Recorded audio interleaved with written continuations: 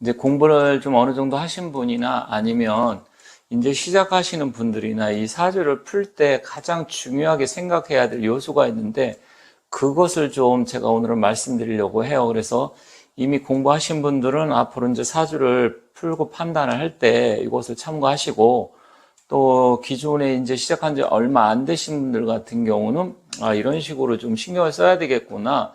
그 부분을 다른 것보다도 우선순위를 해서 명확하게 알고 이해하셔야 됩니다. 자, 사주가 뭐냐면 음양 오행학입니다. 이것을 항상 머릿속에 여러분들이 담고 계셔야 돼요. 즉 뭐냐면 두 가지가 있는데 음과 양의 조화, 오행의 조화. 이 조화가 굉장히 중요합니다.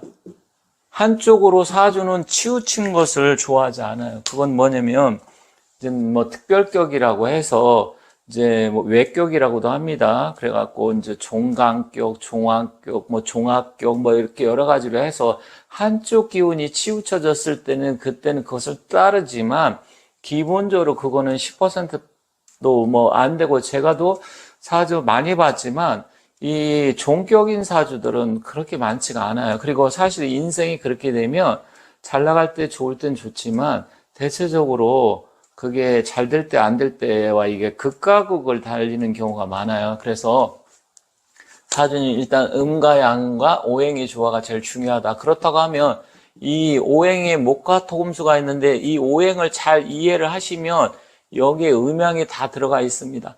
일반적으로 이 금과 수는 음의 기운으로 보고요. 그죠? 그리고 목화는 양의 기운으로 보잖아요. 그리고 토는 이제 음과 양이 같이 섞여 있어서 이거는 뭐 중앙, 중용 이렇게 보는데 토에도 진술, 축미가 있는데 술토와 미토는 양토로 보고 축토와 진토. 그러니까 이것도 축과 진은 음토로 보고 그다음에 술과 미는 양토로 보고 여기서 이제 이걸 기토와 같이 보고 이건 무토 이렇게 봐야 되겠죠. 이렇게 나눌 수 있습니다.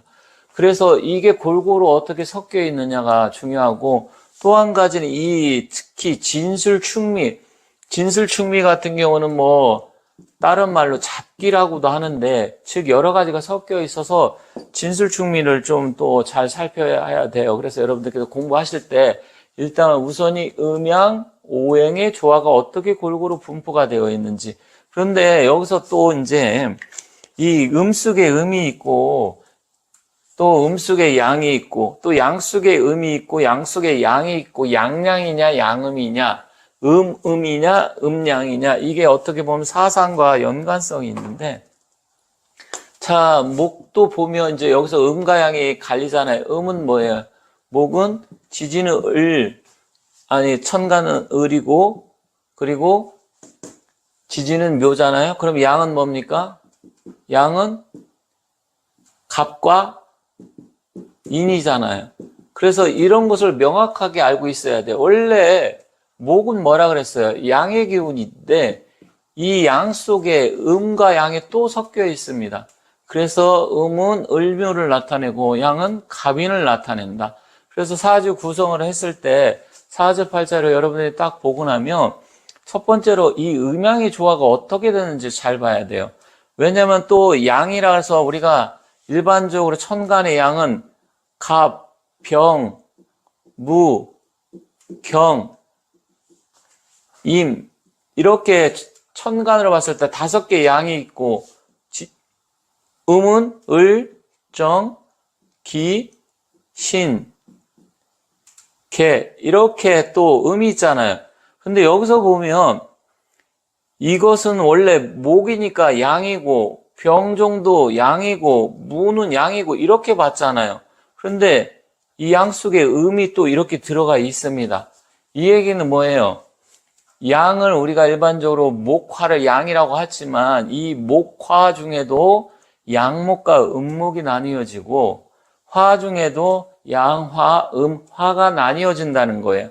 그래서 여러분들께서 가끔씩 헷갈리는 게 사주를 공부하다 보면 양팔통, 음팔통 이런 얘기가 나올 거예요. 그러면 8가지가 다 양으로만 되어 있고 8가지가 다 음으로만 되어 있는 것을 이렇게 이야기하는데 이것을 구분할 줄 알아야 됩니다. 그래서 여러분들께서 이 양팔통이라 해서 여기 갑, 병, 무, 경임, 지지는 인, 오, 술 아니면 뭐 자, 이것도 양이죠. 또 신, 양이잖아요. 그렇지만 그 양 속에 신과 자는 음으로 볼 수 있기 때문에 무조건 양팔통이라 그래서 뭐 천간, 지지가 다 8개 양으로 되었다. 다 양으로 보면 또 안 되는 거예요. 그 성질을 파악을 해야 됩니다. 성질.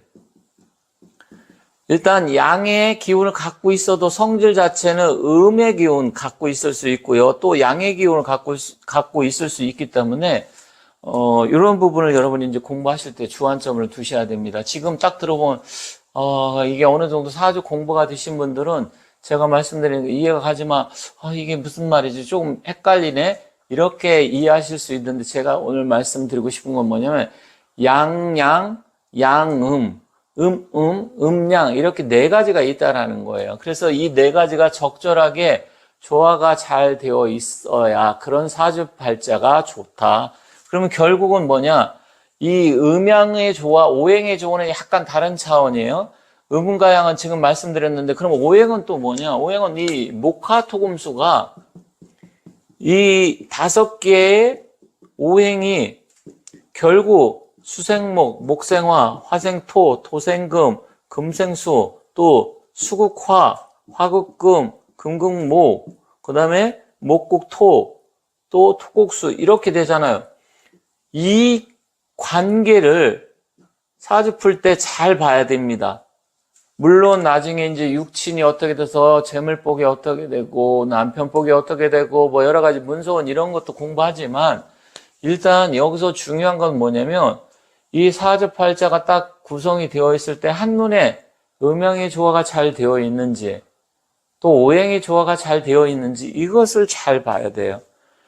그리고 난 다음에 격국 용신이 어떻게 용신이 무엇이 필요하고 격은 어떻게 되고 그 다음에 12신살 12운성 뭐 각자 합은 어떻게 되고 이제 그 다음에 보는 건데 일단은 이 음양과 오행의 조화가 2가지가 다 잘 되어 있다 하면 그 사주는 일단은 그냥 좋은 사주고 무난한 사주다. 나쁜 사주는 아니에요.